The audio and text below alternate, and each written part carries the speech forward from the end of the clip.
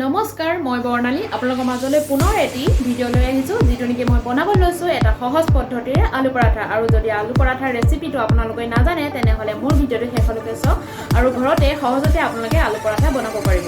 আলু পৰাঠা বনাবলৈ মই লৈছোঁ 1 কাপ আটা আৰু এয়া হৈছে জিৰা, এয়া ধনিয়া, এয়া হৈছে জলকীয়া, এয়া পিঁয়াজ, এয়া হৈছে আদা আৰু এয়া হৈছে আলু।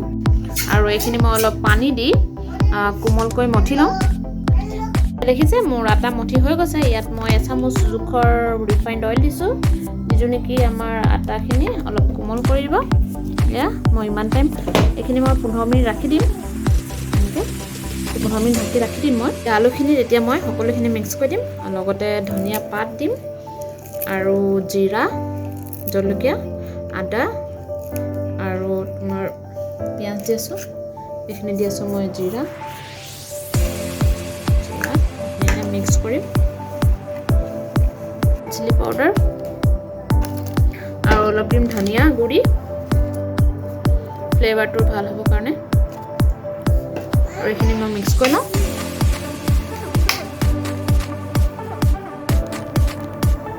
অলপমান নিমখ দি দিছোঁ। ইয়াত আটাত মই নিমখ দিছোঁ, আপোনাৰ নিজৰ সোৱাদ অনুসৰি নিমখটো দিব, কাৰণ দুঠাইত নিমখ দিয়া হৈছে। আমাৰ আটা ৰেডি হৈ গৈছে, ইমান চফ্ট হৈছে।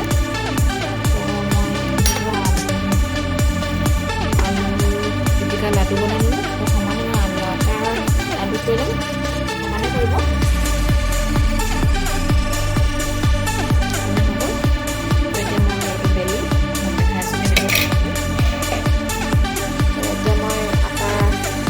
বেলি ল'ম, অলপ শুকান আকৌ দি ল'ম।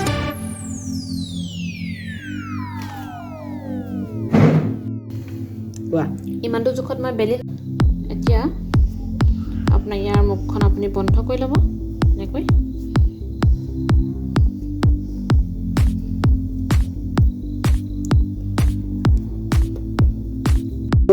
তলতে আটা দি ল'ব, তল চাইডে কৰি ল'ব, অলপ আটা মিলাই, নহ'লে ফাটি যোৱাৰ চান্স থাকে, আলুটো ওলাই আহিব নহ'লে বাহিৰলৈ। সেইটো বেলি হৈ গ'ল।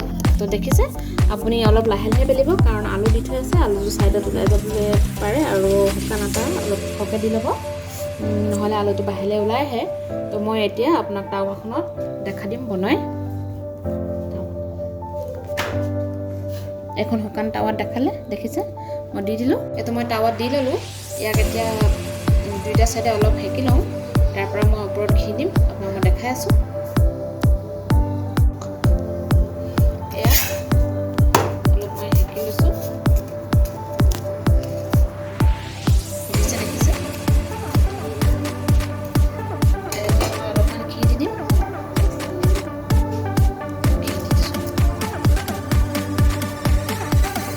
গেছটো মিডিয়ামত ৰাখিব, নহ'লে জ্বলি যোৱাৰ চান্স থাকে তলৰ চাইডৰ পৰা।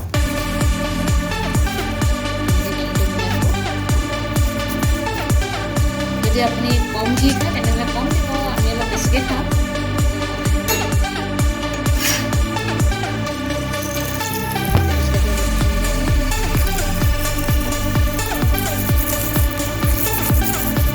আমাৰ আলু পৰাঠা হৈ গৈছে, আৰু অকণমান খেকি ল'লে আলু পৰাঠা হৈ যাব।